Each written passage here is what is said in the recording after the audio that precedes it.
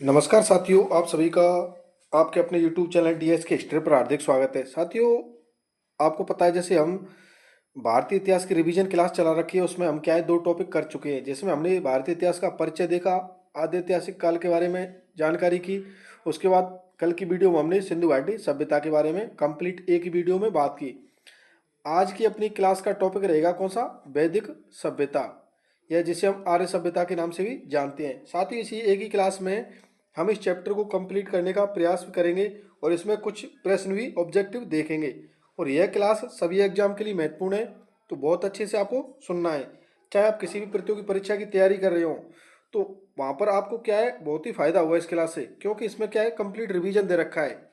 Class की slide हम तैयार करते हैं, उसके बाद आपको क्लास रिकॉर्ड करके भेजती है। तो साथियों काफ़ी मेहनत लगती है, तो आपको भी पता है हमने कोई कोर कसर नहीं इसमें छोड़ी है, यानी बहुत ही अच्छी तरीके से मेहनत की है। और आपको क्लास कैसी लगी आप कमेंट में ज़रूर बताया करें। तो इस क्लास के माध्यम से क्या है आप कंप्लीट अपना क्या करते हैं, रिवीजन। चाहे आपने कहीं से पढ़ रखा हो, चाहे कोई भी बुक्स पढ़ रखी हो, चाहे कहीं भी से भी कोचिंग ले रखी हो, हमें कोई मतलब नहीं। लेकिन हमें मतलब है सिर्फ आपने कहीं से भी वैदिक सभ्यता पढ़ रखी हो, लेकिन आज की इस क्लास में हम आपको वैदिक सभ्यता पढ़ाएंगे तो आपको ऐसा फील होगा कि सर के द्वारा कोई भी पॉइंट नहीं छोड़ा गया है, यानी कंप्लीट रिवाइज करवाया बहुत अच्छे से। तो साथियों बात करते हैं अपने चैप्टर के बारे में। तो चैप्टर का नाम क्या है? वैदिक सभ्यता, जिसे हम किस नाम से जानते हैं? आर्य सभ्यता के नाम से भी जानते हैं। बात करें वैदिक सभ्यता के उदय के बारे में, तो आपको ध्यान रखना है कि सिंधु के पतन के बाद एक नई सभ्यता अस्तित्व में आई थी, जिसे हम किस नाम से जानते हैं? वैदिक सभ्यता। आपसे पूछा जाए भारत की प्रथम ग्रामीण सभ्यता, भारत की प्रथम ग्रामीण सभ्यता कौन सी? वैदिक सभ्यता। आपसे पूछा जाए लोह युगीन सभ्यता, तो आपको ध्यान रखना है वैदिक सभ्यता। तो वैदिक सभ्यता को हम किन किन नाम से जानते हैं कि भारत की प्रथम ग्रामीण सभ्यता, लोह युगीन सभ्यता। बात करते हैं वैदिक सभ्यता के उल्लेख के बारे में, किसका उल्लेख हमें कहाँ पर देखने को मिलता है? तो इनका उल्लेख हमें कहाँ पर देखने को मिलता है? वेदों में। इसलिए इसे क्या कहते हैं? वैदिक सभ्यता कहा जाता है। बात करें वैदिक सभ्यता के संस्थापक के बारे में, तो आपको ध्यान रखना है वेदों में इसके संस्थापकों को क्या कहा गया है? आर्य कहा गया है। और आर्य शब्द का उल्लेख ऋग्वेद में कितनी बार मिलता है हमें? 36 बार। आर्य शब्द का ऋग्वेद में उल्लेख कितनी बार मिलता है? तो आपको आंसर देना होगा 36 बार। कितनी बार? 36 बार। बात करते हैं नेक्स्ट पॉइंट के बारे में। यहाँ पर बात करेंगे हम कि आर्य कौन थे। तो आपको जानकारी बताना चाहूँगा मैं कि जो व्यक्ति निर्धारित नियमों का पालन करे, वह शास्त्रों के अनुसार व्यवहार करे, वह वाणी पर संयम रखे, वह संयमित जीवन जिए, वह क्या है? आर्य। आर्य यानी नार्डिक शाखा के सफेद उपजाति से संबंधित मानव समूह को क्या कहते हैं? आर्य। साथियों आपके ऑब्जेक्टिव एग्जाम की दृष्टि से यहाँ से कोई भी महत्वपूर्ण प्रश्न नहीं बनेगा। अब बात करते हैं कि आर्य शब्द के बारे में। तो यह संस्कृत शब्द का अरि प्लस यह शब्दों से बना है, अर्थात इसका अर्थ क्या है? सुसंस्कृत या श्रेष्ठ या उच्च कुल में उत्पन्न व्यक्ति। तो आपको आर्य शब्द का अर्थ ध्यान रखना है कि इसका क्या है अर्थ? श्रेष्ठ या उच्च कुल में उत्पन्न व्यक्ति। बात करते हैं आर्य कहाँ से आए। तो अलग अलग विद्वानों ने आर्यों के मूल स्थान को लेकर अलग अलग मत दे रखे हैं, तो यहाँ से कोई भी प्रश्न नहीं बनेगा।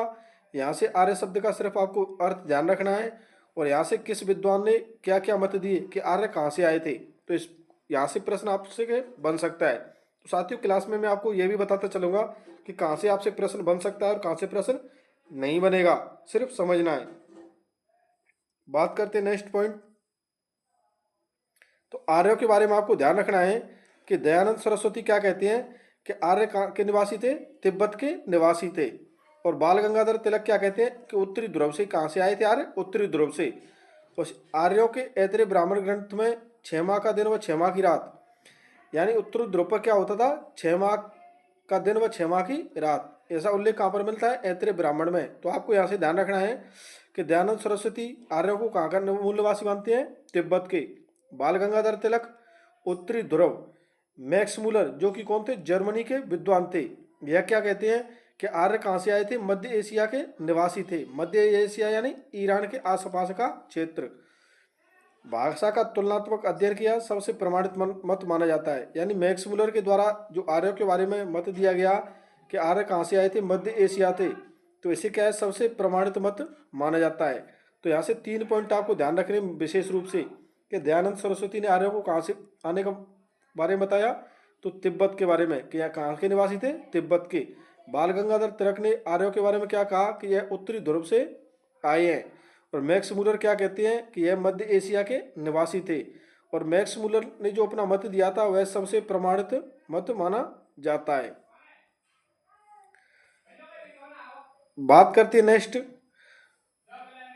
आर्य जैसे संस्कृत पिता पितृ, मतलब यह सामान्य जानकारी दे रखी है आपके एग्जाम में, ऑब्जेक्टिव एग्जाम में तो किसी में भी नहीं आज तक पूछी है, ना ही यहाँ से पूछी जाएगी। जैसे आर्य संस्कृत भाषा के पिता यानी पितृ, लैटिन में पिता को क्या कहते हैं, पेटर, जर्मन में पिता को क्या कहते हैं, बेदर या बादर, अंग्रेजी भाषा में क्या कहते हैं, फादर। कोई मतलब ही नहीं इनका आपके एग्जाम में। तो आपको तो यहाँ से ध्यान रखना है कि जर्मन विद्वान मैक्स मूलर का मत सबसे प्रमाणित माना जाता है। इनके एक ग्रंथ का नाम है India what can at teach us, 1882। तो साथियों यह ग्रंथ भी आपको ध्यान नहीं रखना है, क्योंकि किसी भी एग्जाम में आज तक ऐसा प्रश्न कोई भी नहीं पूछा गया है। मध्य एशिया का जैनदावेस्ता और भारत के आर्य का ऋग्वेद में उल्लेख मिलता है। यहाँ पर दोनों में क्या मानी जाती है, भाषाई समानता। यानी मध्य एशिया का एक ग्रंथ है जैनदावेस्ता और भारत का एक ग्रंथ है ऋग्वेद।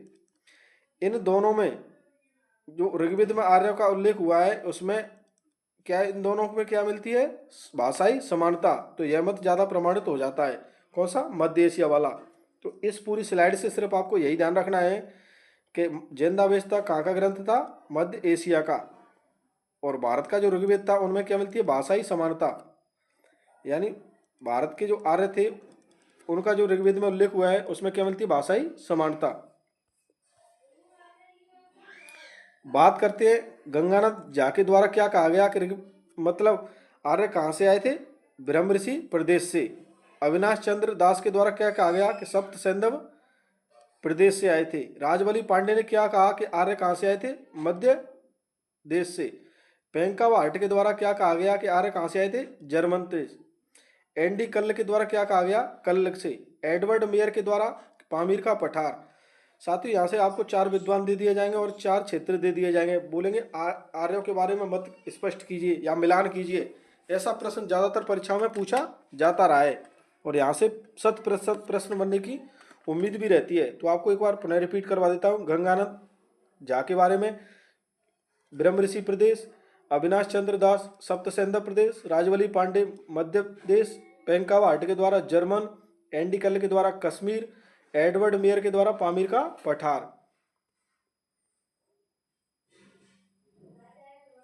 अब बात करते हैं नेक्स्ट, बोगज कोई अभिलेख के बारे में। यहां से भी प्रश्न ज्यादातर परीक्षा में पूछा जाता रहा है, तो बिल्कुल आपको एक एक पॉइंट यहां से ध्यान रखना है। तो यह क्या था, यह एक संधि अभिलेख था। जिस शासक था हिताताई शासक और एक था मितानी शासक मात्युजा। इन दोनों के बीच में जो संधि हुई इसका उल्लेख किसमें मिलता है, बोगज कोई अभिलेख में। बात करते हैं यह कब का है बोगज कोई अभिलेख, तो आपको आंसर देना है 1400 ईसा पूर्व के आसपास का। डेट को लेकर भी प्रश्न अभी किसी एग्जाम में पूछा गया है, तो आपसे भी पूछा जा सकता है। आपको बिल्कुल ध्यान रखना है कि बोगज कोई अभिलेख का समय आपको ध्यान रखना है 1400 ईसा पूर्व के आसपास का समय। बात करते यह कहाँ से मिला था बोगज कोई अभिलेख, तो एशिया माइनर से। एशिया माइनर यानी ईरान के आसपास से। बात करते हैं बोगज कोई अभिलेख की भाषा क्या थी, तो इंडो ईरानी यानी भारत प्लस ईरानी दोनों भाषाओं को मिला के क्या होती है, इंडो प्लस ईरानी भाषा। बात करते हैं बोगज कोई अभिलेख की खोज के बारे में, तो इसकी खोज 1907 में युगों के द्वारा की गई थी। बात करते हैं बोगज कोई अभिलेख से क्या क्या जानकारी हमें देखने को मिलती है, तो इससे क्या जानकारी मिलती है, लोहकालीन सभ्यता के बारे में व 4 आर्य देवताओं का उल्लेख मिलता है। आपसे प्रश्न पूछा जाता है बोगज कोई अभिलेख में कौन से 4 आर्य देवताओं का उल्लेख मिलता है, आपको ध्यान रखना है इंद्र, वरुण, मित्र व नासत्य। कौन कौन से, इंद्र, वरुण, मित्र व नासत्य। तो साथियों यहाँ से आपको 5-7 प्रश्न बोगज कोई अभिलेख से ध्यान रखने हैं कि यह क्या एक संधि अभिलेख है जिसमें हिताताई शासक व मितानी शासक मात्युजा के बीच संधि का उल्लेख हुआ है। किसमें, बोगज कोई अभिलेख में। और समय पूछा जाए तो 1400 ईसा पूर्व के आसपास का। कहाँ से मिला है, एशिया माइनर से। भाषा कौन सी थी? इंडो ईरानी। इसकी खोज किसके द्वारा की गई? 1907 में युगो के द्वारा। और बोगज कोई अभिलेख में क्या जानकारी मिलती है? लोहकालीन सभ्यता के बारे में व 4 आर्य देवताओं का उल्लेख मिलता है। 4 आर्य देवताओं में कौन कौन से? इंद्र, वरुण, मित्र व नासत्य। बात करते हैं नेक्स्ट। तो यहाँ से आपको देखना होगा कि वैदिक सभ्यता का समय कब से कब तक था? तो 1500 ईसा पूर्व से लेकर 600 ईसा पूर्व तक का समय कंप्लीट क्या होता है? वैदिक सभ्यता। इस वैदिक सभ्यता को हम दो भागों में बांटकर पढ़ते हैं, जैसे ऋग्वैदिक काल व उत्तर वैदिक काल। तो ऋग्वैदिक काल का समय आपको ध्यान रखना है 1500 ईसा पूर्व से 1000 ईसा पूर्व तक, और उत्तर वैदिक काल का समय 1000 ईसा पूर्व से 600 ईसा पूर्व तक का समय। और यह काल क्रम किसके द्वारा निर्धारित किया गया? विंटरनिज्म के द्वारा, यानी एक विद्वान थे विंटरनिज्म, इन्होंने यह काल निर्धारण किया है। और ऋग्वेद के बारे में आपको ध्यान रखना होगा कि यह संसार या भारतीय प्राचीनतम ग्रंथ ऋग्वेद लिखा गया कौन से समय? ऋग्वैदिक काल में। और समस्त जानकारियां क्या कहलाती हैं? वैदिक साहित्य। बात करते हैं नेक्स्ट पॉइंट को लेकर। तो यहाँ से हम देखते हैं ऋग्वैदिक काल के बारे में। यहाँ सबसे पहले हमने देखा कि ऋग्वैदिक काल का समय क्या है? 1500 से 1000 ईसा पूर्व तक। बात करते हैं ऋग्वैदिक काल की जानकारी का स्रोत क्या है? तो वैदिक साहित्य। सबसे पहले हम देखते हैं वैदिक साहित्य में वेद। किसके बारे में? वेद के बारे में। किसके बारे में? वेद के बारे में। तो वेद शब्द किन से मिलकर बना है? विद धातु प्लस ध्य प्रत्यय से मिलकर। आपको तो शाब्दिक अर्थ ध्यान रखना है। वेद का शाब्दिक अर्थ क्या है? ज्ञान राशि या ज्ञान का भंडार, या वेद का अर्थ है जानना। बात करते हैं वेदों का रचयिता कौन था? तो अपौरुष है, अर्थात किसी विशेष के द्वारा रचना नहीं की गई। किसकी? वेदों की। तो वेदों के रचयिता पूछा जाए तो आपको आंसर देना है अपौरुष है। देवी ज्ञान का अंश। तो साथी यहाँ पर हमने बात की, ऋग्वैदिक काल को स्टार्ट कर लिया। सबसे पहले देखा वेद। वेद के बारे में हम नेक्स्ट पॉइंट देखते हैं कि वेद के संकलनकर्ता कौन थे? तो महर्षि कृष्ण द्वैपायन वेद व्यास। आपसे प्रश्न पूछा जाता है वेदों की संख्या कितनी है? तो वेदों की संख्या कितनी है? 4। कौन कौन सा? ऋग्वेद, यजुर्वेद, सामवेद व अथर्ववेद। वेदों की संख्या कितनी है? 4। ऋग्वेद, यजुर्वेद, सामवेद व अथर्ववेद। उसके बाद नेक्स्ट पॉइंट के बारे में बात करें तो यहाँ पर चारों वेदों को देखते हैं, यानी वेद कितने हैं? 4। और जो ऋग्वैदिक था, ऋग्वेद, यजुर्वेद, सामवेद व अथर्ववेद। साथ ही यजुर्वेद, सामवेद व अथर्ववेद की रचना कब हुई थी? उत्तर वैदिक काल में। और ऋग्वैदिक काल में रचना किसकी हुई थी? ऋग्वेद की। तो सबसे पहले हम देखते हैं ऋग्वेद। ऋग का मतलब है रचाएं, रचाएं यानी मंत्र, जिसमें मंत्रों का उल्लेख हुआ है वह कौन सा है? ऋग्वेद। इसमें देवताओं की स्तुति देखने को मिलती है। आपसे पूछा जाए सबसे प्राचीनतम वेद कौन सा है? तो आपको आंसर देना होगा ऋग्वेद। मानव जाति का प्रथम ग्रंथ कौन सा? ऋग्वेद। ऋग्वेद में मंत्र कितने मिलते हैं? 10,562 मंत्र मिलती हैं। और सूक्त कितने हैं? 1028 सूक्त। बात करते हैं 10 मंडल। आपको यहाँ से ऋग्वेद के बारे में मैंने बताया है कि देवताओं की स्तुति मिलती है, मंत्रों का उल्लेख मिलता है। आपसे पूछा जाए प्राचीनतम ग्रंथ तो कौन सा है? ऋग्वेद। मानव जाति का प्रथम ग्रंथ कौन सा है? ऋग्वेद। बात करते हैं 10,562 मंत्र मिलती हैं और 1028 सूक्त मिलते हैं, व 10 मंडलों का उल्लेख हुआ है किसमें? ऋग्वेद में। बात करते हैं नेक्स्ट यजुर्वेद के बारे में। किसके बारे में? यजुर्वेद के बारे में, जिसमें हवन व यज्ञ व कर्मकांडों का उल्लेख हुआ है। कौन सा? यजुर्वेद। और यजुर्वेद गद्य व पद्य में लिखा हुआ है। किसमें? गद्य व पद्य में। और गद्य पद्य को क्या कहते हैं? चंपू। तो आपको ध्यान रखना है यजुर्वेद की कितनी शाखाएं थी? 2। यजुर्वेद की कितनी शाखाएं थी? 2। कृष्ण यजुर्वेद व शुक्ल यजुर्वेद। कौन कौन सी? कृष्ण यजुर्वेद व शुक्ल यजुर्वेद। बात करते हैं सामवेद के बारे में। तो सामवेद का मतलब है गायन। साम का मतलब है गायन, यानी भारतीय संगीत का जनक कौन सा ग्रंथ है? सामवेद। आपसे पूछा जाए संगीत वेद तो आपको आंसर देना है सामवेद। आपसे पूछा जाए सबसे कम महत्व वाला वेद, सबसे कम महत्व वाला वेद तो कौन सा है? सामवेद।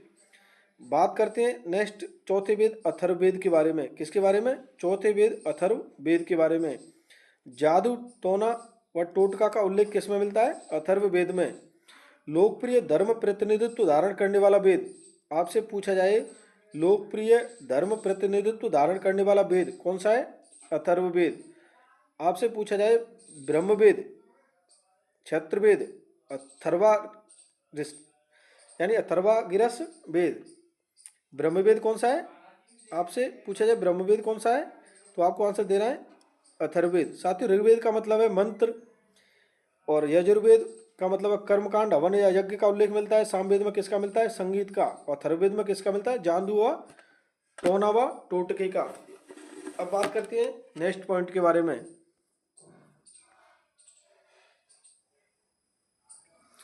तो यहां से सबसे पहले देखते हैं वेद व उनके पुरोहितों को लेकर भी यहां से मिलान करने को लेकर प्रश्न पूछा जाता रहा है। आपसे पूछा जाता रहा है कि ऋग्वेद का पुरोहित कौन था, व यजुर्वेद का कौन था, अथर्ववेद का कौन था, सामवेद का कौन सा था। तो ऋग्वेद के पुरोहित को क्या कहते हैं? होता या होत्र।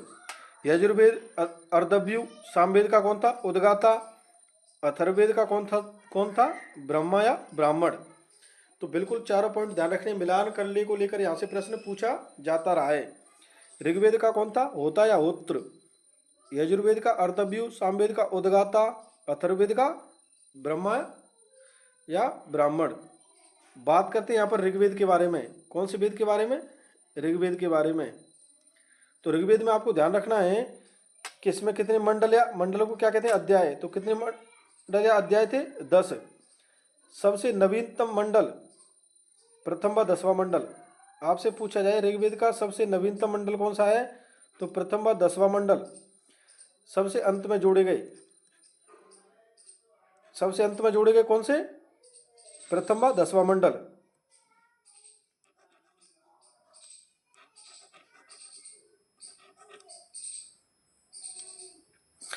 आपसे पूछा जाए ऋग्वेद के प्राचीनतम मंडल कौन से हैं? दूसरा व 7वां मंडल सबसे प्राचीन मंडल। 8वें 9वें मंडल की रचना बाद में की गई थी। आपको ध्यान रखना है यहाँ से ऋग्वेद का 10वां मंडल किससे संबंधित है? पुरुष सूक्त से।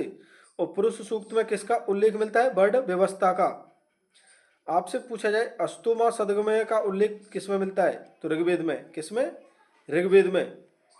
सबसे अंत में जोड़े गए प्रथम व 10वां मंडल प्राचीनतम मंडल, दूसरा व 7वां मंडल सबसे प्राचीनतम है। और ऋग्वेद में टोटल मंडल कितने हैं तो आपको आंसर देना है 10।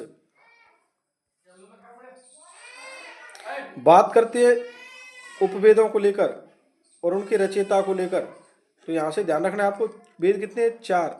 और चारों वेदों के कितने? एक एक उपवेद है। 4 उपवेद। उनके रचयिता कौन थे तो ऋग्वेद का आयुर्वेद, यजुर्वेद का धनुर्वेद, सामवेद का गंधर्ववेद, अथर्ववेद का शिल्पवेद। ऋग्वेद का उपवेद कौन सा है? आयुर्वेद। यजुर्वेद का धनुर्वेद, सामवेद का गंधर्ववेद, अथर्ववेद का शिल्पवेद।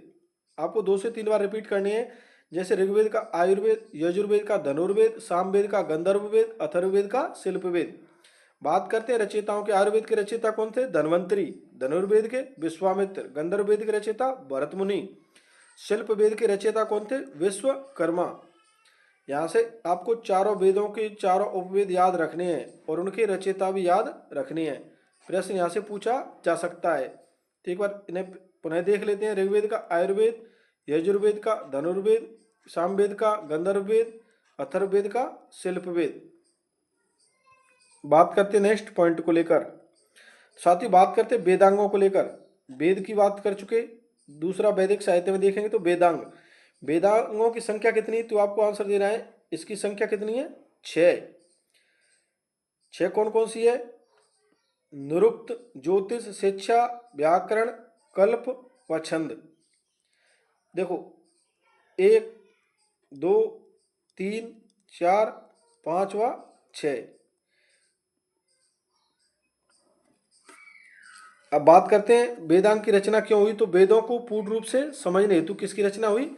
वेदांगों की। और वेदों को क्या कहते हैं? पुरुष। तो इस पुरुष के अंगों से इसकी तुलना की जाती है। तो आपको ध्यान रखना है निरुक्त। निरुक्त यानी कान। तो इसे क्या कहते हैं निरुक्त को? वेदों की आत्मा। ज्योतिष, ज्योतिष किसे कहते हैं? आंख को। शिक्षा, शिक्षा किसे कहते हैं? नाक को।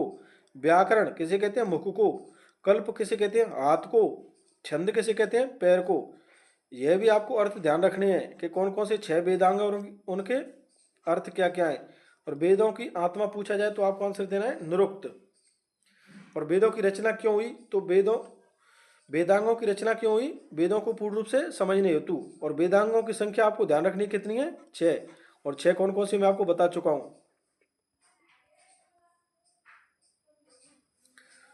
बात करते हैं अन्य तथ्यों के बारे में। तो अन्य तथ्यों के बारे में आपको ध्यान रखना होगा।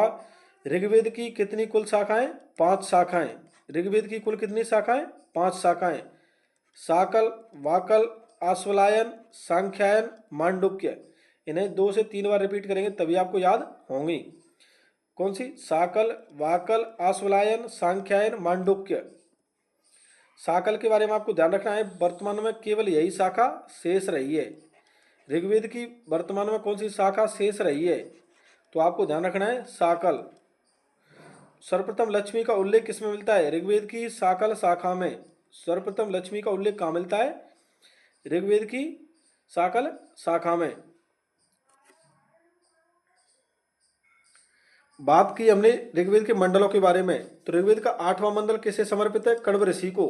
और पहला मंडल किसे समर्पित है? अंगिरा ऋषि को। बात करते हैं ऋग्वेद के तीसरे मंडल के बारे में। तो यह किसे समर्पित है? विष्णु को समर्पित है। ऋग्वेद का तीसरा मंडल किसे समर्पित है? विष्णु को समर्पित है। और बात करते हैं ऋग्वेद के तीसरे मंडल के बारे में। तो आपको ध्यान रखना है गायत्री मंत्र का उल्लेख। आपसे बार बार परीक्षा में प्रश्न पूछा जाता है कि गायत्री मंत्र का उल्लेख। तो ऋग्वेद के तीसरे मंडल में देवी सूक्ति मंत्री का उल्लेख कहां पर मिलता है? ऋग्वेद के तीसरे मंडल में। दूसरे मंडल में क्या मिलता है? इंद्र की स्तुति। आपसे पूछा जाएगा इंद्र की स्तुति कहां पर मिलती है? तो ऋग्वेद के दूसरे मंडल में। बात करते हैं ऋग्वेद के 9वें मंडल के बारे में। तो 9वां मंडल किसे समर्पित है? सोम को। इसे मुंडक सूक्त यानी सोमरस कहते हैं। यानी 9वां मंडल का है किसे समर्पित है? सोम को। मुंडल सूक्त में क्या मिलता है? सोमरस निकालने का उल्लेख मिलता है। तो यहां पर हमने बात की सबसे पहले ऋग्वेद की कुल कितनी शाखाएं? 5। साकल, वाकल, आश्वलायन, सांख्यायन, मांडुक्य। सिर्फ वर्तमान में कौन सी शाखा शेष बची है? साकल शाखा। सर्वप्रथम लक्ष्मी का उल्लेख कहां पर मिलता है? साकल में। विष्णु को के समर्पित कौन सा है? ऋग्वेद का तीसरा मंडल। गायत्री मंत्र का उल्लेख कहां पर मिलता है? ऋग्वेद के तीसरे मंडल में। 9वां मंडल कौन सा है? सोम को समर्पित। इंद्र की स्तुति किसमें मिलती है? ऋग्वेद के दूसरे मंडल में। पहला मंडल ऋग्वेद का किसे समर्पित है? अंगिरा ऋषि को। और 8वां मंडल किसे समर्पित है? कण्व ऋषि को। बात करते हैं नेक्स्ट पॉइंट के बारे में। अभी हमने बात कर ली पहले तो वेद के बारे में, वेदांग के बारे में। अब बात करते हैं स्मृतियों के बारे में। इसके बारे में, स्मृतियों के बारे में। तो स्मृतियों के बारे में आपको ध्यान रखना होगा पहली लाइन कि वेदों को एक पीढ़ी से दूसरी पीढ़ी में याद करके स्थानांतरित किया जाता है। और वेदों को क्या कहते हैं? स्मृतियां भी कहा जाता है। स्मृतियों को भी देवी ज्ञान का अंश माना जाता है। तो साथ ही स्मृतियों के बारे में आपको ध्यान रखना होगा सिर्फ एक लाइन कि वेदों को एक पीढ़ी से दूसरी पीढ़ी में याद करके स्थानांतरित किया जाता है। इसके द्वारा स्मृतियां, स्मृतियां यानी याद। तो यहाँ से कोई भी ऑब्जेक्टिव प्रश्न नहीं बनता है, सिर्फ आपको यह ध्यान रखना है कि वेदों को क्या कहते हैं? स्मृतियां कहते हैं। बात करते हैं ब्राह्मण ग्रंथ। तो वेदों की व्याख्या करने वाले ग्रंथ, ब्राह्मण ग्रंथ के बारे में आपको ध्यान रखना होगा कि वेदों की व्याख्या करने वाले ग्रंथ यज्ञ, हवन, कर्मकांड, क्रियाओं को समझने हेतु किनका निर्माण हुआ? ब्राह्मण ग्रंथों का। और वेदों की व्याख्या करने वाले ग्रंथ कौन से हैं? ब्राह्मण ग्रंथ।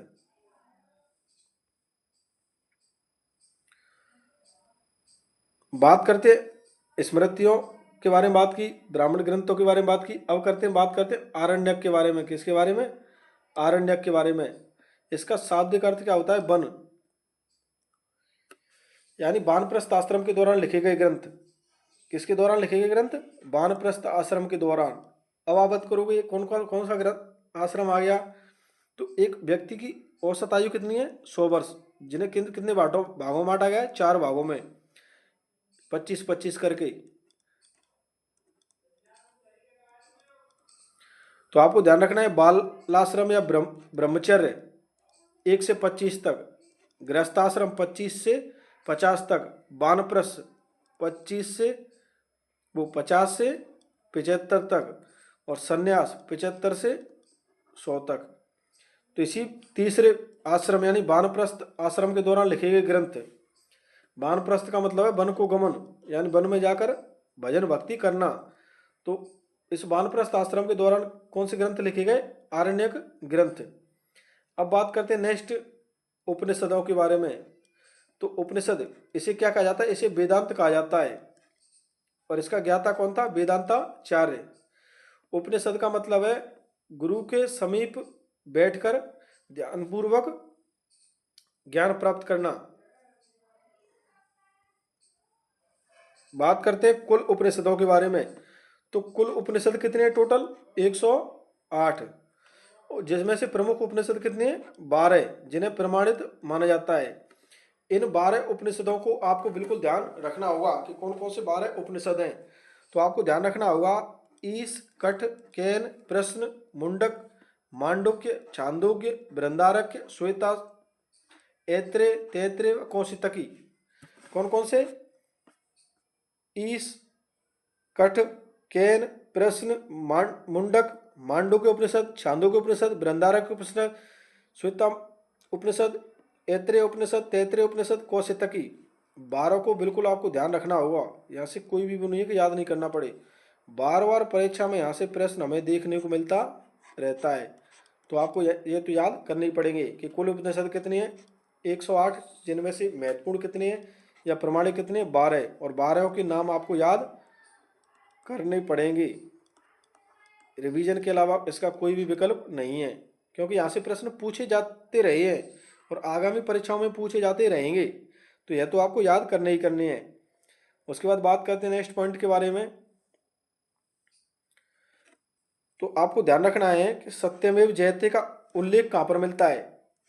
मुंडकोपनिषद में। और अशोक के सारनाथ स्तंभ पर किसका उल्लेख है? सत्यमेव जयते का। सत्यमेव जयते का उल्लेख कहाँ पर मिलता है? मुंडोपनिषद में। आरण्यक के बारे में बात की तो वानप्रस्थ आश्रम के दौरान लिखे गए ग्रंथ कौन से थे? आरण्य ग्रंथ। आपको ध्यान रखना है जल प्लावन का उल्लेख कौन से ब्राह्मण ग्रंथ में? शतपथ ब्राह्मण ग्रंथ में। यहां से यह प्रश्न भी आपको ध्यान रखना होगा। अब बात करते हैं वेद, उसके ब्राह्मण ग्रंथ व उसके आरण्य ग्रंथ व उसके उपनिषद। तो ऋग्वेद के ब्राह्मण ग्रंथ कौन कौन से हैं? ऐत्रेय व कौशितकी।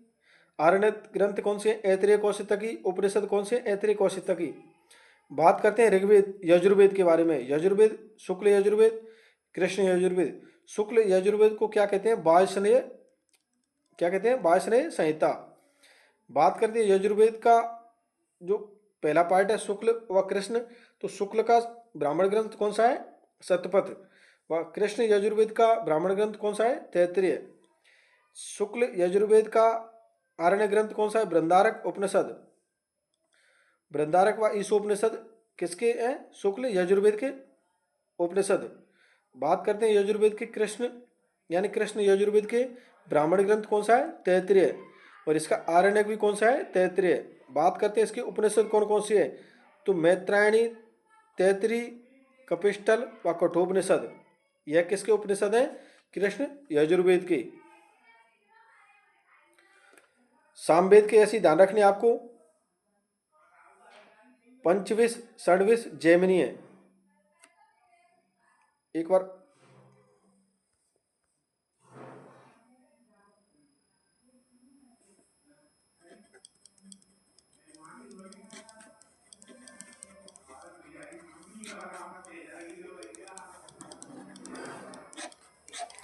अब सामवेद के बारे में बात करें कि इसका ब्राह्मण ग्रंथ कौन कौन से हैं? तो पंचविश, षड्विश व जैमिनी है। बात करें सामवेद के आरण्यक ग्रंथों के बारे में तो छांदोग्य व जैमिनी है। किसके हैं? सामवेद के। बात करें उपनिषद के तो छांदोग्य उपनिषद, जैमिनी व केन, ये तीनों किसके हैं? सामवेद के। किसके? सामवेद के। बात करते हैं चौथे वेद अथर्ववेद के बारे में। तो इसका ब्राह्मण ग्रंथ बार बार पूछा जाता है, कौन सा है? गौपथ। और इसका कोई आरण्यक नहीं है। मुंडक, मांडुक्य, प्रश्न, उपनिषद। यह किसके उपनिषद है? अथर्ववेद के। अथर्ववेद का कोई भी आरण्यक ग्रंथ नहीं है। यह आपको नोट कर महत्वपूर्ण ध्यान रखना होगा। साथियों, आपको यह सारणी तो याद करनी ही पड़ेगी, क्योंकि यहाँ से भी प्रश्न बार बार बनता रहता है। आप किसी भी प्रतियोगी परीक्षा की तैयारी कर रहे हो तो मैं उम्मीद करता हूँ आपका प्रश्न इस क्लास से आने का काम करेगा। यानी मैंने कंप्लीट चैप्टर को कवर करने का प्रयास किया है। आप मुझे बताएं कमेंट में कि आपको क्लास कैसी लगी, क्या आपके लिए यह महत्वपूर्ण कंटेंट है या नहीं है, इसमें क्या सुधार किया जा सकता है। उम्मीद करता हूँ आप अपना रेस्पॉन्स जरूर देंगे। साथ ही बात करते हैं नेक्स्ट पॉइंट के बारे में।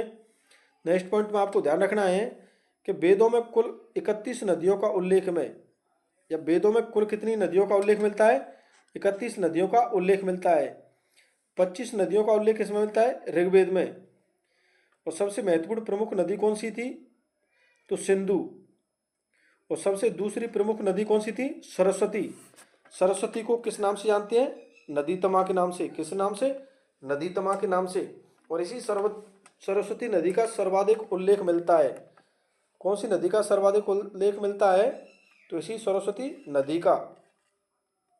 नदियों का उल्लेख किसमें मिलता है? ऋग्वेद के 10वें मंडल में, जिसे किस नाम से जानते हैं? नदी सूक्त। किसमें नदियों का उल्लेख मिलता है? ऋग्वेद के 10वें मंडल में, जिसे कहते हैं नदी सूक्त। बात करते हैं आधुनिक नदी, जिनके प्राचीन नाम क्या थे? बार बार प्रश्न पूछा जाता रहा यहाँ से भी। तो नदियों के बारे में मैंने देखा कि वेदों में कुल कितनी नदियाँ थी? 31 नदियाँ थी, जिससे ऋग्वेद में कितनी नदियों का उल्लेख है? 25 नदियों का। सबसे महत्वपूर्ण नदी सिंधु नदी, दूसरी सबसे महत्वपूर्ण नदी सरस्वती नदी, जिसे नदी तमा भी कहा जाता है। सर्वाधिक उल्लेख कौन सी नदी का मिलता है? सरस्वती नदी का। और नदियों का उल्लेख कौन से ग्रंथ में? ऋग्वेद में, ऋग्वेद के 10वें मंडल के नदी सूक्त में। बात करते हैं आधुनिक नदी व उनकी प्राचीन नामों के बारे में। सिंधु का सिंध, रावी का परोशनी।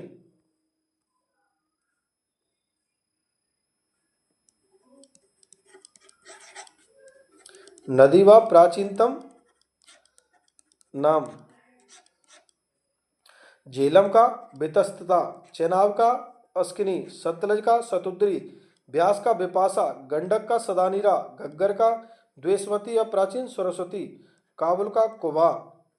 यानी एक बार इन्हें पुनः रिपीट करते हैं। झेलम का बितस्तरा, चेनाब का अश्किनी, सतलज का शतुद्री, ब्यास का बिपाशा, गंडक का सदानीरा, घग्गर का द्वेषमती या प्राचीन सरस्वती, काबुल का कुबा। आपको इन नदियों के प्राचीन नाम भी याद करने होंगे, क्योंकि यहाँ से भी प्रश्न बनता रहता है। तो झेलम का बेतस्त्रा, चेनाब का अश्किनी, सतलज का शतुद्री, ब्यास का बिपाशा, गंडक का सदानीरा, घग्गर का द्वेषमतिया, प्राचीन सरस्वती, काबुल का क्या प्राचीन नाम था? कुबा। बात करते हैं नेक्स्ट पॉइंट के बारे में। तो नेक्स्ट पॉइंट आपको ध्यान रखना होगा, आर्य जिस स्थान पर आकर बसे उसे क्या कहते हैं? सप्त सैंधव प्रदेश। क्या कहते हैं? सप्त सैंधव प्रदेश। आर्य सबसे महत्वपूर्ण जनजाति कौन सी थी? भरत। इसी आधार पर कालांतर में भारत का क्या नाम पड़ा? देश का भारत। इनका निवास स्थान था परवर्ती ग्रंथों में कौन सा? आर्यावर्त। कौन सा था? आर्यावर्त। बात करते हैं महत्वपूर्ण युद्ध, दशराग्य युद्ध के बारे में। किसके बारे में? दशराग्य युद्ध, जहाँ से प्रश्न बार बार परीक्षा में रिपीट होते रहते हैं। दशराग्य युद्ध का उल्लेख किसमें मिलता है? 7वें मंडल में। किसमें? 7वें मंडल में। 7वें मंडल में किसके में? ऋग्वेद के 7वें मंडल में, यानी ऋग्वेद के 7वें मंडल में दशराग्य युद्ध का उल्लेख देखने को मिलता है। यह युद्ध किन किन के मध्य हुआ? तो भरत राजा था सुदास, और दूसरी साइड कौन थे? 10 जनों के मध्य। यानी एक तरफ तो 10 जन थे और एक तरफ था भरत राजा सुदास, जो कि किस वंश से संबंधित था? त्रित्सु वंश सा। यानी यह त्रित्सु वंश के शासक थे। कौन से? भरत राजा सुदास। बार बार प्रश्न पूछा जाता है दशराग्य युद्ध कहाँ पर हुआ? तो रावी नदी के तट पर। रावी नदी को प्राचीन समय में क्या कहते थे? परुष्णी। का कारण क्या था? कि जो सुदास था उसका पुरोहित था विश्वामित्र। इस विश्वामित्र को हटा दिया गया और नया पुरोहित अपना बना लिया गया वशिष्ठ। कौन बना लिया गया? वशिष्ठ। तो इसी से गुस्सा होकर विश्वामित्र ने 10 जनों को इकट्ठा किया और क्या है? राजा सुदास से संघर्ष किया, जैसे किस नाम से जानते हैं? दशराग्य युद्ध के माध्यम से। यानी भरत राजा सुदास ने विश्वामित्र को हटाकर वशिष्ठ को नया पुरोहित बनाया। इसी अप इसी का बदला यानी इसी अपमान का बदला लेने हेतु 10 जनों का संघ बनाया। किसने? विश्वामित्र ने। 10 संघ में 5 आर्य कबीले व 5 जन यानी अनार्य। 5 कौन से थे? आर्य कबीले थे व 5 अनार्य थे। तो जिसमें जो युद्ध हुआ था दशराग युद्ध, इसमें विजयी कौन रहा था? राजा सुदास। और यह 10 जन यानी विश्वामित्र के नेतृत्व में जो लड़ाई लड़ी, यह क्या रहे थे? पराजित। कौन सी नदी के किनारे यह युद्ध हुआ था? रावी नदी के किनारे। अब यहाँ से आपको यह ध्यान रखने हैं कि जो 10 जन थे इसमें 5 आर्य कबीले कौन कौन से थे व 5 अनार्य कौन से थे? तो 5 अनार्य आपको ध्यान रखने हैं, बार बार परीक्षा में प्रश्न पूछा जाता रहा यहाँ से भी। कौन कौन से थे? अनु, यदु, तुर्वस, दुहु व पुरु। अनु, यदु, तुर्वस, द्रुदयु व पुरु। वह 5 आर्य कबीले कौन से थे? अनिल, बलानस, पक्त, विषाणिनी व शिवी।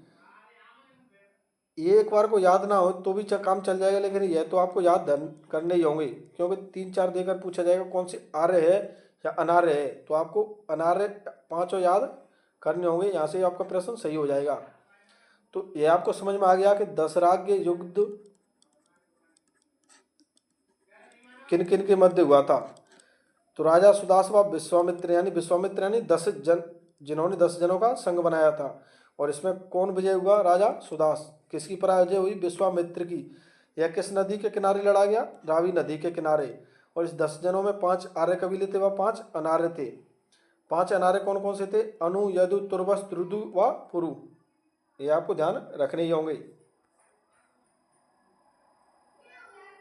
उसके बाद बात करते हैं ऋग्वैदिक काल के राजनीतिक जीवन के बारे में। किसके बारे में? ऋग्वैदिक काल के राजनीतिक जीवन के बारे में। तो साथियों, ऋग्वैदिक काल के राजनीतिक जीवन के बारे में सबसे पहले आपको ध्यान रखना होगा, राजनीतिक जीवन, इनका राजनीतिक जीवन यानी इनमें सबसे छोटी इकाई क्या थी? परिवार। उसके बाद कुल, उसके बाद ग्राम, उसके बाद विश्व, विश्व के बाद जन, जन के बाद जनपद, जनपद के बाद महाजनपद। यानी परिवार तो आपको पता है किसे कहते हैं? परिवार को। कुल किसे कहते हैं? कुल यानी वंश को। ग्राम कैसे कहते हैं? गाँव को। विश्व यानी तहसील, जन यानी जिला, जनपद यानी राज्य, महाजनपद यानी देश। तो जन यानी राष्ट्र का सबसे बड़ी इकाई कौन सी? सबसे बड़ी इकाई थी जन। इस जनपद व महाजनपद का तो निर्माण बाद में हुआ था। और आपको ध्यान रखना है, इस राष्ट्र शब्द का उल्लेख केवल एक बार हुआ है। राष्ट्र शब्द का उल्लेख कितनी बार हुआ है? केवल एक बार। और जन शब्द का उल्लेख सर्वाधिक बार हुआ है, 275 बार। कितनी बार? 275 बार। और विश्व शब्द का उल्लेख ऋग्वेद में कितनी बार हुआ है? 171 बार। जन से ठीक बड़ी इकाई क्या होती थी? राष्ट्र। क्या होती थी? राष्ट्र। बात करते हैं इकाई व उनके मुखियाओं को लेकर। परिवार का मुखिया क्या कहलाता था? गृहपति। कुल का कुलप, गांव का ग्रामीणी, विश्व का विस्पति। आपसे पूछा जाएगा ऋग्वैदिक काल में गांव का मुखिया कौन होता था, तो आपको आंसर देना है ग्रामीणी। विश्व का मुखिया कौन होता था? विस्पति। जन का मुखिया कौन होता था? गोप या रक्षक। कौन होता था? गोप या रक्षक। यानी राजन यानी राजा। यह वंश परंपरा पर आधारित होता था। बात करते हैं राष्ट्र। राष्ट्र का मुखिया कौन होता है? सम्राट या अधिपति। यह क्या होती थी? सम्राट की पदवी। तो बात करते हैं नेक्स्ट पॉइंट को लेकर। तो सबसे पहले आपको ध्यान रखना होगा राजा के बारे में कि राजा के पास सीमित अधिकार थे। इसकी हैसियत कबीलाई सरदार के रूप में थी। ऋग्वैदिक काल में भूमि का स्वामी न होकर युद्ध का स्वामी था। यानी ऋग्वैदिक काल में राजा भूमि का स्वामी न होकर के सिर्फ क्या था? युद्ध का स्वामी था। और इसकी हैसियत कैसी थी? कबीलाई सरदार के रूप में। और राजा के पास सीमित अधिकार थे। कबीले का मुखिया व संरक्षक कौन होता था? जनस्य गुप्ता। यानी कबीले का मुखिया व संरक्षक को क्या कहा जाता था? जनस्य गुप्ता। बात करते हैं नोट के बारे में। तो ऋग्वेद में राजा को पुरोहिता भी कहा गया है। पुरोहिता का मतलब यानी अर्थ होता है नगर पर विजय प्राप्त करने वाला। यहाँ पर एक दूसरा नोट आपको ध्यान रखना है कि जनपद शब्द का उल्लेख नहीं मिलता है ऋग्वैदिक काल में। अब बात करते हैं एक महत्वपूर्ण समिति यानी विदत के बारे में। आपसे पूछा जाए आर्यों की प्राचीनतम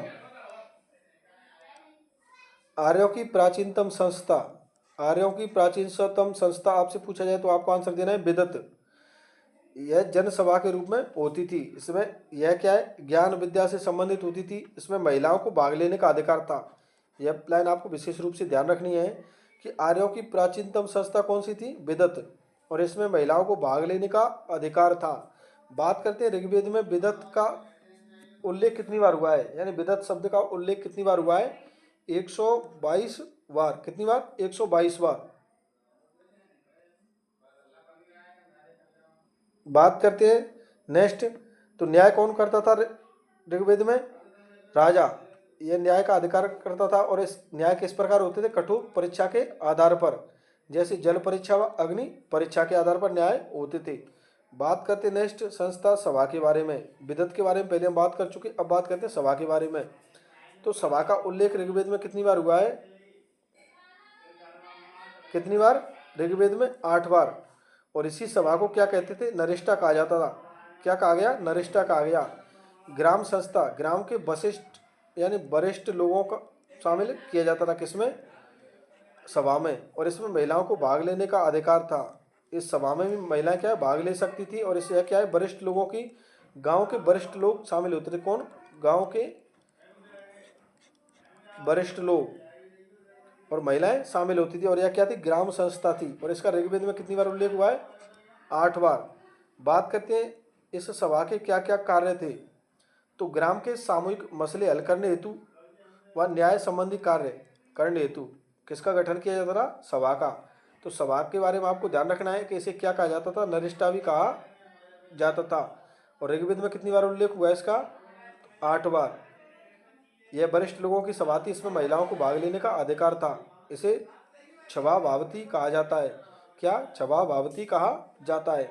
बात की हमने न्याय के बारे में, तो ये राजा के द्वारा किया जाता था। और न्याय का आधार क्या था ऋग्वेदिक में, कठोर परीक्षाओं के आधार पर किया जाता था, जैसे जल परीक्षा के आधार पर व अग्नि परीक्षा के आधार पर न्याय किए जाते थे ऋग्वेदिक काल में। बात करते हैं नेक्स्ट संस्था समिति के बारे में। किसके बारे में, समिति के बारे में। क्योंकि हम सभा के बारे में बात कर चुके हैं अभी, अब बात करते हैं समिति क्या थी। तो यह केंद्रीय राजनीतिक संस्था थी। कौन सी, केंद्रीय राजनीतिक संस्था थी। इसमें जन के सभी सदस्य भाग लेते थे। कुलीन व अविजात वर्ग के लोग शामिल होते थे। इस समिति में कौन शामिल होता था, कुलीन व अविजात वर्ग के लोग शामिल होते थे। और इसमें महिलाओं को क्या है, भाग लेने का अधिकार नहीं था, विशेष रूप से ध्यान रखनी है। और इस समिति का अध्यक्ष कौन होता था, ईशान। कौन होता था, ईशान। और इस समिति का मुख्य कार्य क्या होता था, राजा की नियुक्ति व पदमुक्ति का काम कौन होता था, समिति का। बात करते हैं, एक नोट कर कर आपको ध्यान रखना है, सभा व समिति दोनों का उद्देश्य राजा पर नियंत्रण होता था। और समिति शब्द का ऋग्वेद में कितनी बार उल्लेख हुआ है, 9 बार। कितनी बार उल्लेख हुआ है, 9 बार। बात करते हैं यहाँ पर एक नेक्स्ट नोट के बारे में। तो वैदिक काल की इन संस्थाओं यानी सभा व समिति की तुलना हम वर्तमान की राज्यसभा व लोकसभा से कर सकते हैं। उसके बाद दूसरा नोट आपको ध्यान रखना है कि सभा व समिति को अथर्ववेद में प्रजापति की 2 पुत्रियों के समान माना गया है। सभा व समिति को किस वेद में प्रजापति की 2 पुत्रियों के समान माना गया है, तो आपको आंसर देना है अथर्ववेद में। साथ ही यहाँ पर हमने बात की समिति के बारे में। यह क्या थी, केंद्रीय राजनीतिक संस्था थी। उसमें जन के सभी सदस्य शामिल होते थे। यह कुलीन व अवजात वर्ग के लोग शामिल होते थे। इसमें महिलाओं को भाग लेने का अधिकार नहीं था। और इसका कार्य क्या था, राजा की नियुक्ति व पदमुक्ति करना। और सभा व समिति दोनों का उद्देश्य क्या था, राजा पर नियंत्रण। उसके बाद हमने देखा कि समिति शब्द का उल्लेख ऋग्वेद में कितनी बार हुआ है, तो कितनी बार हुआ है, 9 बार। अब बात करते हैं नेक्स्ट पॉइंट को लेकर। बात करते हैं ऋग्वैदिक काल के सामाजिक जीवन के बारे में। इसके बारे में, सामाजिक जीवन के बारे में। तो परिवार कैसा था, पितृसत्तात्मक। परिवार का मुखिया क्या कहलाता था, गृहपति या कुलपति। संयुक्त परिवार प्रथा प्रचलित थी। किस समय,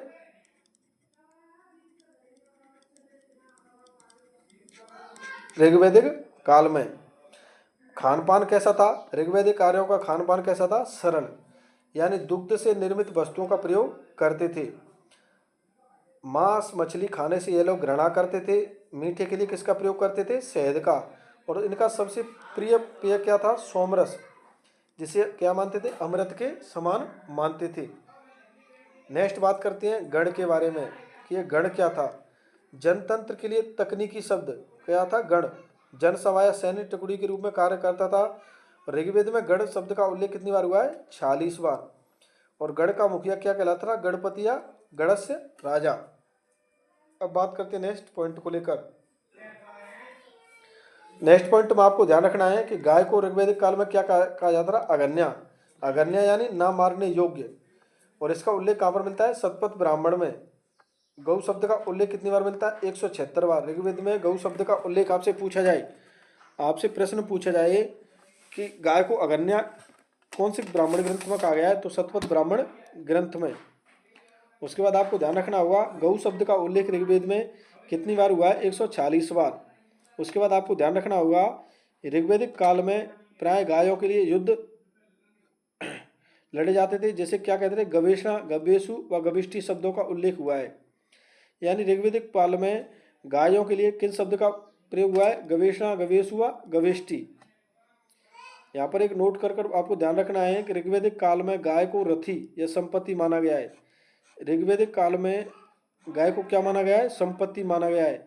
और यह वस्तु विनिमय का आधार थी। क्या? गाय। और गायों के लिए क्या लड़े जाते थे? युद्ध। बात करते हैं ऋग्वैदिक काल के पहनावे के बारे में। किसके बारे में? ऋग्वैदिक काल के पहनावे के बारे में।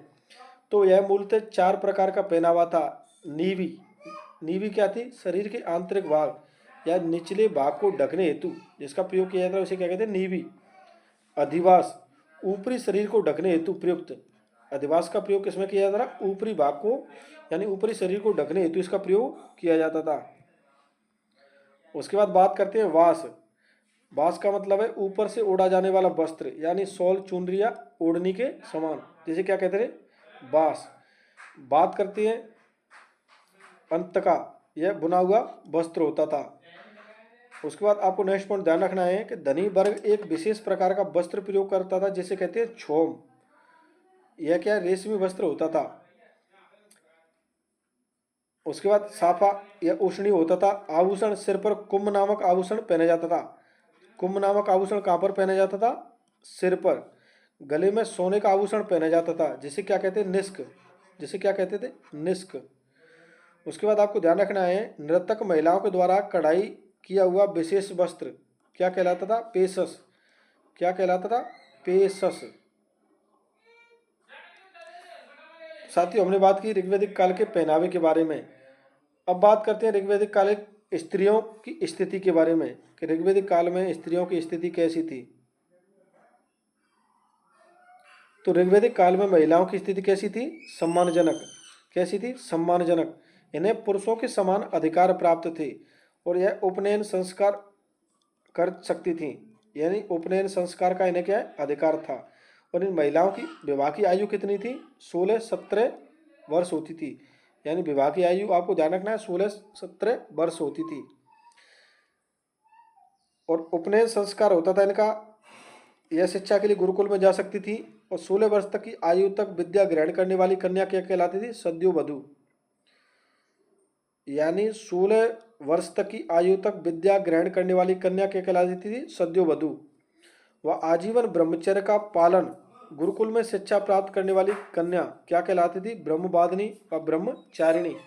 क्या कहलाती थी? ब्रह्मवादिनी व ब्रह्मचारिणी। तो इसमें बात की हमने ऋग्वैदिक काल की स्त्रियों के बारे में। तो इनकी स्थिति कैसी थी? सम्मानजनक।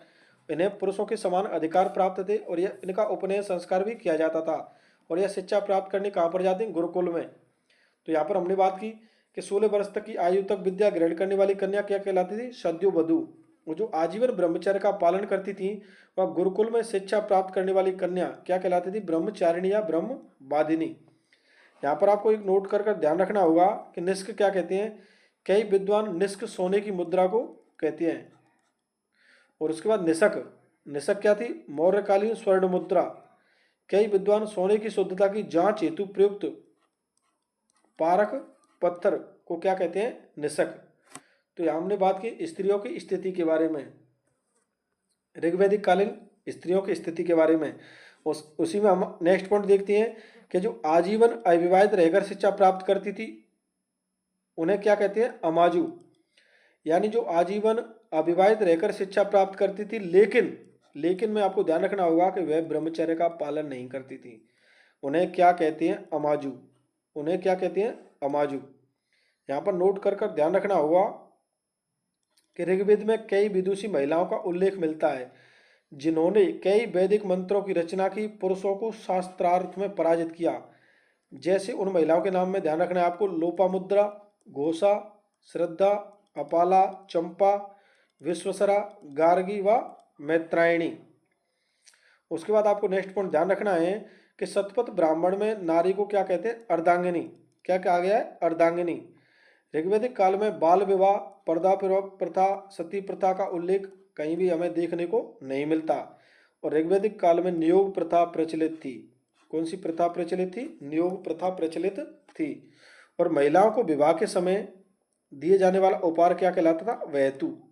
ऋग्वैदिक काल में महिलाओं को विवाह के समय दिया जाने वाला उपहार क्या कहलाता था? वैतु। तो साथियों, यहाँ पर हमने ऋग्वैदिक काल की विदुषी महिलाओं के बारे में देखा जिन्होंने वैदिक मंत्रों की रचना की व पुरुषों को शास्त्रार्थ में पराजित किया। उनके नाम आपको ध्यान रखने हैं। और आपको ध्यान रखना है कि आजीवन अविवाहित रहकर शिक्षा प्राप्त करती थी, लेकिन जो ब्रह्मचार्य का पालन नहीं करती थी वह कौन होती थी? अमाजु। उसके बाद हमने बात की ऋग्वैदिक काल में बाल विवाह, पर्दा प्रथा, सती प्रथा का उल्लेख हमें देखने को नहीं मिलता है, लेकिन नियोग प्रथा प्रचलित थी। उसके बाद बात करते हैं ऋग्वैदिक काल की वर्ण व्यवस्था के बारे में। ऋग्वैदिक काल की किसके बारे में? वर्ण व्यवस्था के बारे में। किसके बारे में? वर्ण व्यवस्था के बारे में। तो ऋग्वैदिक काल में वर्ण व्यवस्था किस पर आधारित थी? कर्म पर। किस पर आधारित थी? कर्म पर। अंगिरस का कथन है कि मैं कवि हूँ, मेरी माँ अन्न पीसने वाली है, मेरे पिता भीषज हैं, कर्म अलग अलग हैं परंतु सभी धन की इच्छा करते हैं। तो इससे आप आइडिया लगा सकते हैं कि वर्ण व्यवस्था कैसी थी ऋग्वैदिक काल में? कर्म पर आधारित थी। और ऋग्वैदिक कालीन वर्ण व्यवस्था का उल्लेख हमें ऋग्वेद के 10वें मंडल के पुरुष सूक्त से हमें देखने को मिलता है। किससे देखने को मिलता है? पुरुष सूक्त से। उसके बाद आपको ध्यान रखना होगा कि एक विराट पुरुष की कल्पना की जाती है जिसके मुख से तो किसका निर्माण हुआ? ब्राह्मण का। और भुजाओं से किसका निर्माण हुआ? क्षत्रिय का। जांग से किसका निर्माण हुआ? वैश्य का। और पैरों से किसका निर्माण हुआ था? शूद्र का। अब बात करते हैं मुख से निर्माण हुआ ब्राह्मण का। इनका कार्य क्या था? हवन यज्ञ हवन व कर्मकांड व मंत्रोच्चारण करना। बात करते हैं भुजाओं से जिन क्षत्रियों का निर्माण हुआ उनका कार्य क्या था? शासन करना व गरीबों की रक्षा करना। जो जंगा से वैश्यों का निर्माण हुआ उनका कार्य क्या था? संपूर्ण समाज का आधार क्या था? वैश्य। इनका कार्य था व्यापार करना व आर्थिक कार्य करना। बात करते हैं पैरों की, तो पैरों से किसका निर्माण हुआ? शूद्र का। और निम्न व अधम वर्ग के कार्य करना किसका कार्य था? शूद्रों का। दास व दस्यु के रूप में कार्य करते थे कौन? शूद्र। उसके बाद बात करते हैं आश्रम व्यवस्था के बारे में। किसके बारे में? आश्रम व्यवस्था के बारे में। आश्रम व्यवस्था का उल्लेख हमें कहां पर देखने को मिलता है? सर्वप्रथम छांदोग्य उपनिषद में। छांदोग्य उपनिषद में कितने आश्रमों का उल्लेख मिलता है? 3। और मनुस्मृति में भी कितने आश्रम मिलते हैं? 3। सर्वप्रथम 4 आश्रमों का उल्लेख कहां पर मिलता है? जवालो उपनिषद में। तो छांदोग्य में कितने मिलते हैं? 3। मनुस्मृति में कितने मिलते हैं? 3। लेकिन सर्वप्रथम 4 आश्रमों का उल्लेख आपसे पूछा जाए तो आपको आंसर क्या देना है? जवालो उपनिषद। उसके बाद आपको ध्यान रखना है कि संपूर्ण मानव जीवन को 100 वर्ष का मानकर इसे बराबर 4 भागों में विभाजित किया गया है। और जो जन्म से मृत्यु पर्यंत तक चलते रहते हैं, यानी मानव की औसत आयु कितनी मानी है? 100। जिसको 4 भागों में विभाजित करते हैं तो आंसर कितना आता है? 25। यानी 100 को 4 भागों में विभाजित करेंगे कितना? एक आश्रम कितने साल चलता है?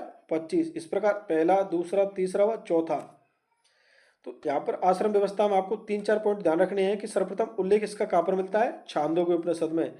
छांदोग्य उपनिषद में कितने आश्रमों का उल्लेख मिलता है? 3 आश्रमों का। और मनुस्मृति में कितने आश्रमों का उल्लेख मिलता है? 3 आश्रमों का। आपसे प्रश्न पूछा जाएगा सर्वप्रथम 4 आश्रमों का उल्लेख हमें कौन से ग्रंथ में देखने को मिलता है? तो आपको आंसर देना है जवालो उपनिषद में। किसमें? जवालो उपनिषद में। बात करते हैं पहले आश्रम के बारे में। बाल आश्रम या ब्रह्मचर्य, यह कब से कब तक चलता? 0 से 25 वर्ष तक। कब से कब तक? 0 से 25 वर्ष तक। प्रारंभ में क्या होता था इसका? उपनयन संस्कार। और सबसे अंत में कौन सा संस्कार होता? समापवर्तन। उपनयन संस्कार का मतलब है समीप, उप प्लस नयन यानी समीप ले जाने वाला गुरु। और सबसे अंत में कौन सा संस्कार किया जाता है? सम प्लस आ प्लस वर्तन यानी सम्यक रूप से लौट आना। सूत्रों हेतु सिर्फ कौन से आश्रम का उल्लेख मिलता है? गृहस्थाश्रम का। यानी जो 4 आश्रम थे उसमें आपसे पूछा जाए सूत्रों के लिए कौन से आश्रम का उल्लेख मिलता है, तो गृहस्थ आश्रम का उल्लेख मिलता है। साथियों, इस उपनयन संस्कार का किनको अधिकार था? 3 वर्णों को, यानी ब्राह्मण को, क्षत्रिय को, वैश्य को। यह शूद्र को उपनयन संस्कार का अधिकार नहीं था। और इन तीनों ब्राह्मण, क्षत्रिय और वैश्य को क्या कहते हैं? द्विज के नाम से जानते हैं। ब्राह्मण का जो बालक होता था उसका उपनयन संस्कार कितनी वर्ष की आयु में होता था? 8 वर्ष की आयु में। कौन सी ऋतु में? ग्रीष्म ऋतु, बसंत ऋतु में। कौन सी ऋतु में? बसंत ऋतु में। बात करते हैं क्षत्रिय समाज का जो बालक होता था उसका उपनयन संस्कार कितनी वर्ष में होता था? 11 वर्ष में। कौन सी ऋतु में? ग्रीष्म। यानी क्षत्रिय में क्या होती है? गर्मी। और गर्मी कब आती है? 11 वर्ष के बाद। उसी के बाद आपको ध्यान रखना होगा वैश्य यानी बनिए लोग, उनकी गर्माई थोड़ी लेट होती है तो 12 वर्ष तक वह गर्म हो पाते हैं। और कौन 12 वर्ष तक मतलब हो पाते हैं, लेकिन फिर वे क्या हो जाते हैं? ठंडे। इसी प्रकार आपको ध्यान रखना है कि इसका उपनयन संस्कार कौन सी ऋतु में होता है? शीत ऋतु में। कौन सी ऋतु में? शीत ऋतु में। उसके बाद बात करते हैं नेक्स्ट आश्रम के बारे में।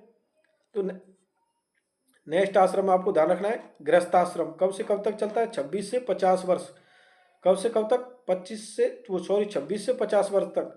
इसे संसार की रीढ़ की हड्डी कहा जाता है। किससे? गृहस्थाश्रम को। मानव जीवन का सबसे महत्वपूर्ण आश्रम गृहस्थाश्रम। इसमें त्रिवर्ग संपन्न होता है व्यक्ति, धर्म अर्थ और काम। किससे? धर्म अर्थ व काम से संपन्न होता है। कौन से आश्रम में? गृहस्थाश्रम में। आपसे प्रश्न बार बार पूछा जाता है पुरुषार्थ कितने हैं, तो आपको ध्यान रखना है 4। पुरुषार्थ कितने हैं? 4।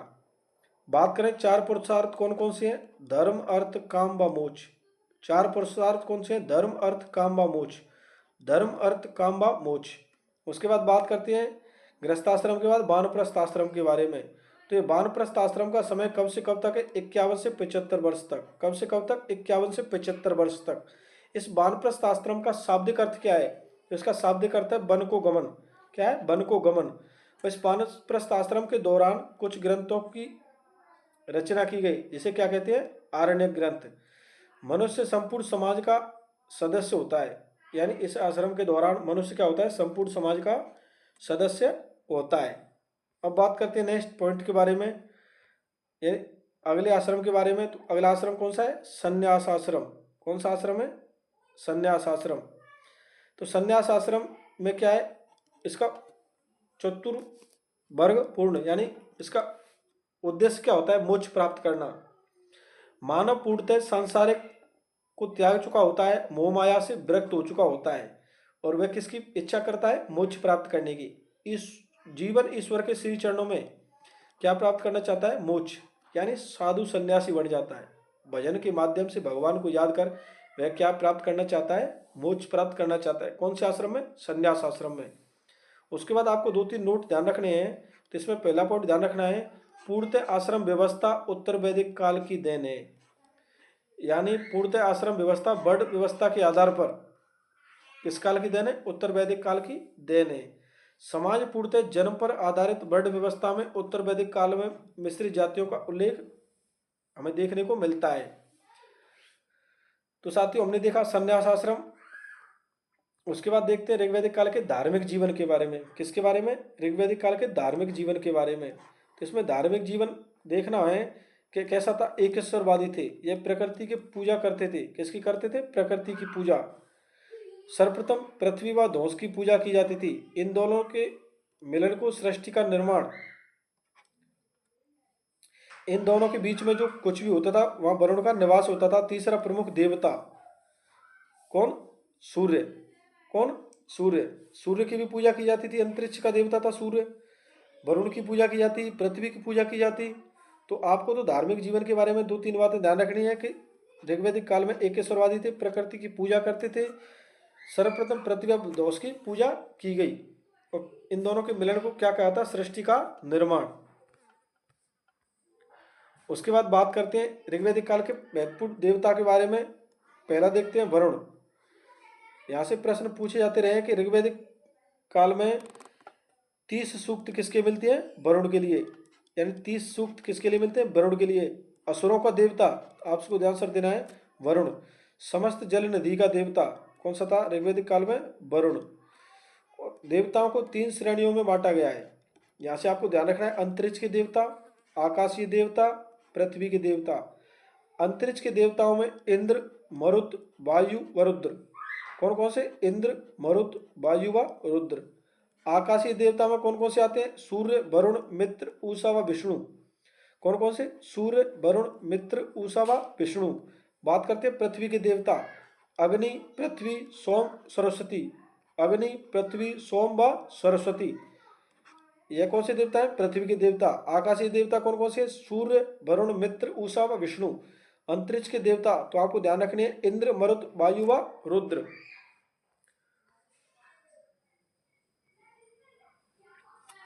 तो ऋग्वैदिक काल के धार्मिक जीवन के बारे में हम देख रहे हैं। सबसे लोकप्रिय देवता आपसे पूछा जाए, ऋग्वैदिक काल का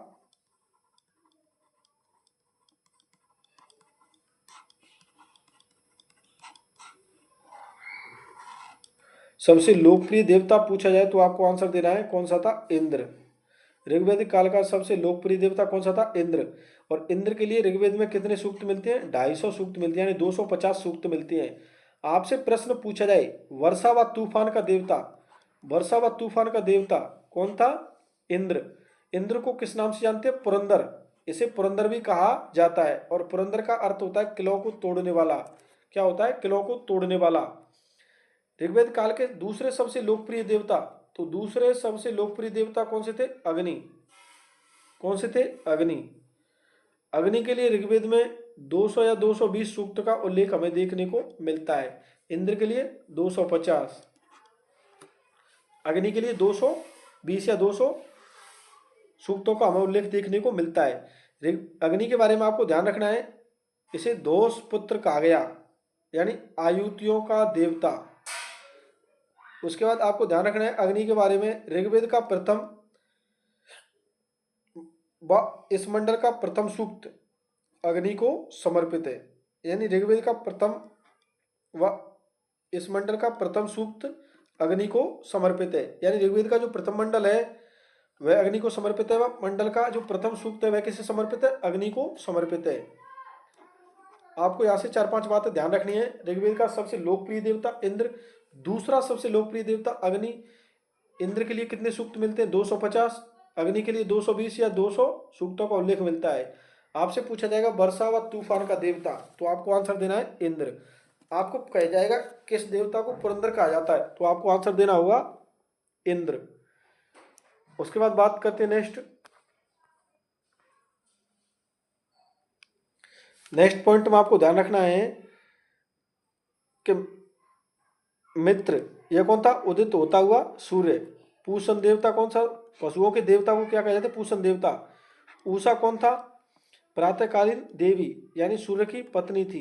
कौन? उषा। सविता, सूर्य का संपूर्ण रूप क्या कहलाता था? सविता। नासत्य, स्वास्थ्य के देवता। नासत्य कौन थे? स्वास्थ्य के देवता। उसके बाद आपको ध्यान रखना है, चौथे प्रमुख देवता के रूप में किसका उल्लेख मिलता है? सूर्य का। विष्णु के संरक्षक के रूप में भी इसका उल्लेख देखने को मिलता है। बात करते हैं अन्य प्रमुख देवताओं के बारे में, तो यम देवता। अन्य प्रमुख देवताओं में बात करें हम तो कौन सा मिलता है? यम देवता। यम देवता में मृत्यु का देवता व प्रथम अमर देवता। आपसे पूछा जाए मृत्यु का देवता तो यम देवता, प्रथम अमर देवता यम देवता। बात करते हैं बृहस्पति के बारे में। आपसे पूछा जाए प्रार्थनाओं का पितामह, प्रार्थनाओं का पितामह कौन था? बृहस्पति। बात करते हैं सरस्वती देवी के बारे में, तो मानव बुद्धि की देवी या विद्या व ज्ञान की देवी कौन सी थी? सरस्वती देवी। बात करते हैं नेक्स्ट अश्विन देवता, तो यह आर्यों के चिकित्सक के रूप में जाने जाते थे। कौन? अश्विन। कौन से देवता? अश्विन देवता। अब बात करते हैं नेक्स्ट ऋग्वैदिक कालीन आर्थिक जीवन के बारे में। किसके बारे में? ऋग्वैदिक कालीन आर्थिक जीवन में सबसे पहले आपको ध्यान रखना है इसका मुख्य व्यवसाय क्या था, तो कृषि व पशुपालन। सबसे प्रमुख कौन सा था? कृषि व पशुपालन। यानी ऋग्वैदिक कालीन आर्थिक जीवन के बारे में बात कर रहे हैं हम। ऋग्वैदिक कालीन किसके बारे में? आर्थिक जीवन के बारे में। तो मुख्य व्यवसाय क्या था? कृषि व पशुपालन। भूमि पर सामूहिक अधिकार होता था। कृषि का उल्लेख ऋग्वेद के चौथे मंडल में हमें देखने को मिलता है। आपसे पूछा जाए कृषि का उल्लेख कहाँ पर मिलता है? ऋग्वेद के चौथे मंडल में। कृषि शब्द का उल्लेख ऋग्वेद में कितनी बार आया है? 33 बार। कृषि को क्या कहा था? चर्षणी शब्द का प्रयोग हुआ है। कृषि हेतु किस शब्द का प्रयोग हुआ है? चर्षणी शब्द का प्रयोग हुआ है। और जो कृषि योग्य भूमि होती थी उसे क्या कहते थे? उर्वरा, उर्वरा या क्षेत्र। और जो प्रति भूमि होती थी उसे क्या कहते हैं? खिल्य। और जो हल होता था उसे क्या कहते हैं? लागल व छीर।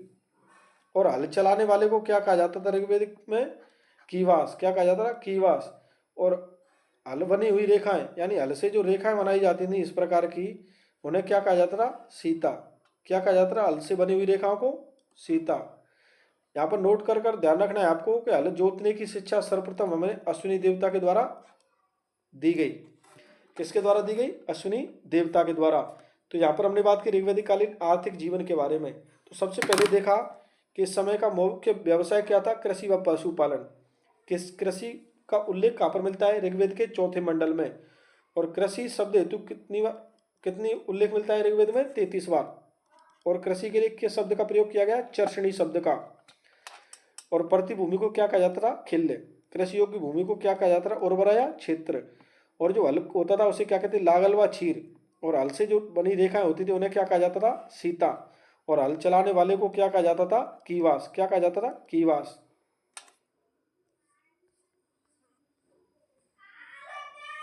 उसके बाद बात करते हैं प्रमुख अनाज कौन कौन से होते थे।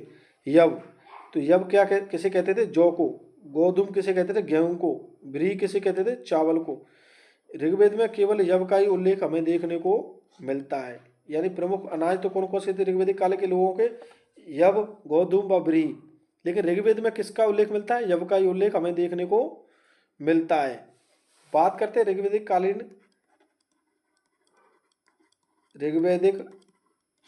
कालीन राजस्व के बारे में। तो राजा को उपज का 1/6 भाग कर के रूप में देना होता था। और अनाज मापने वाला यंत्र पात्र होता था उसे क्या कहते? उर्दर। क्या कहा जाता था? उर्दर। राजा को अपनी इच्छा से दिया जाने वाला कर क्या कहलाता था? वली। क्या कहलाता था? वली। बात करते हैं ऋग्वैदिक कालीन सिंचाई के बारे में। तो ऋग्वैदिक कालीन में सिंचाई के कितने प्रकार मिलते हैं? 2। स्वयंजा व खनित्रमा। स्वयंजा व खनित्रमा। स्वयंजा यानी वर्षा व तालाब पर आधारित जो सिंचाई होती थी उसे क्या कहते थे? स्वयंजा। और जो खनित्रमा होती थी उसे क्या कहते थे? खनित्रमा यानी कृत्रिम रूप से, यानी कुएं खोद कर कुएं को क्या कहा जाता था? अवत। यानी कुएं खोद कर जो खेती की जाती थी, सिंचाई की जाती थी, उसे क्या कहते थे? खनित्रमा। और कुएं को क्या कहा जाता था? अवत। क्या कहा जाता? अवत। उसके बाद आपको ध्यान रखना है कि खेतों में पानी पहुंचाने वाली नालियां होती थी उन्हें क्या कहते थे? कुल्या। कुल्या यानी नहर। यानी खेतों में पानी पहुंचाने वाली जो नालियां होती थी उन्हें क्या कहते थे? कुल्या। कुल्या यानी नहर। तो यहाँ पर हमने देखा ऋग्वैदिक कालीन सिंचाई के बारे में कितना उल्लेख हुआ है? 2 प्रकार, स्वयंजा व खनित्रमा। स्वयंजा यानी वर्षा व तालाब पर आधारित। खनित्रमा यानी कुएं खोद कर व कुएं को क्या कहा जाता था? अमत। और जो खेतों में पहुंचाने वाली नालियां होती थी उसे क्या कहते थे? कुल्या या नहर। तो यहाँ पर हमने ऋग्वैदिक कालीन प्रमुख अनाजों के बारे में बात की। आपको याद रखना है कि यव किसे कहते थे? जौ को। गोधुम गेहूं को। ब्री किसे कहते थे? चावल को। ऋग्वैदिक कालीन में केवल क्या है? यव का ही उल्लेख हमें देखने को मिलता है। उसके बाद आपको कुछ महत्वपूर्ण पॉइंट ध्यान रखने हैं कि अत्यधिक सूदखोर होता था ऋग्वैदिक कालीन सूदखोर को क्या कहते थे? Bank note. क्या? Bank note. उसके बाद आपको ध्यान रखना है ऋग्वैदिक आर्य लोहे से परिचित नहीं थे। यह इंपॉर्टेंट लगाकर ध्यान रखना है, आपसे बार बार परीक्षा में पूछा जाता रहा है। इस समय श्रेणी प्रथा नहीं थी। श्रेणी यानी व्यापारिक, व्यापारियों की जो एक समूह होता है उसे क्या कहते हैं? श्रेणी। तो इस समय क्या है? ऋग्वैदिक काल में श्रेणी प्रथा प्रचलित नहीं थी। पणी। पणी किसे कहते थे? व्यापारी को। और यह वस्तु तय गायों की चोर होते थे। कौन? पणी। कौन होते थे? पणी। व्यापारी के लिए भी कहा जाता है, और जो गायों के चोर होते थे उसे भी क्या कहा जाता है? पणी। सबसे महत्वपूर्ण पशु कौन सा था ऋग्वैदिक काल में? आर्य, सॉरी, महत्वपूर्ण पशु क्या था? गाय। और गाय को क्या कहा जाता था? संपत्ति का वो माना जाता था, इसको संपत्ति का यानी संपत्ति मानी जाती थी गाय को। सबसे प्रिय पशु क्या था? घोड़ा। ऋग्वैदिक कालीन सबसे प्रिय पशु कौन सा था? घोड़ा। और निष्क नामक मुद्रा का उल्लेख हमें देखने को मिलता है ऋग्वैदिक काल में। तो साथियों, आज की क्लास में हमने बात की ऋग्वैदिक काल में। अगली क्लास में हम बात करेंगे उत्तर वैदिक काल को लेकर, उत्तर वैदिक काल को लेकर। तो आज हमने क्या देखा? ऋग्वैदिक काल, और इसमें हमने सब कंप्लीट चैप्टर एक एक पॉइंट रिवाइज किया है। अब साथियों, उम्मीद करता हूँ आप एंड तक क्लास देख रहे होंगे, और आपको क्लास कैसी लगी आप अपना रेस्पॉन्स जरूर दिया करें, जिससे भी थोड़ा मुझे भी अच्छा लगे, मुझे मेरी कमियाँ, मुझे मेरी अच्छाइयाँ, मेरी जो भी हो, आपको वीडियो देखकर कैसा फील होता है आप कमेंट के माध्यम से जरूर बताएंगे। तो साथियों, मिलते हैं नेक्स्ट क्लास में, बात करेंगे हम उत्तर वैदिक काल के बारे में। तो मिलते हैं कल, तब तक के लिए धन्यवाद।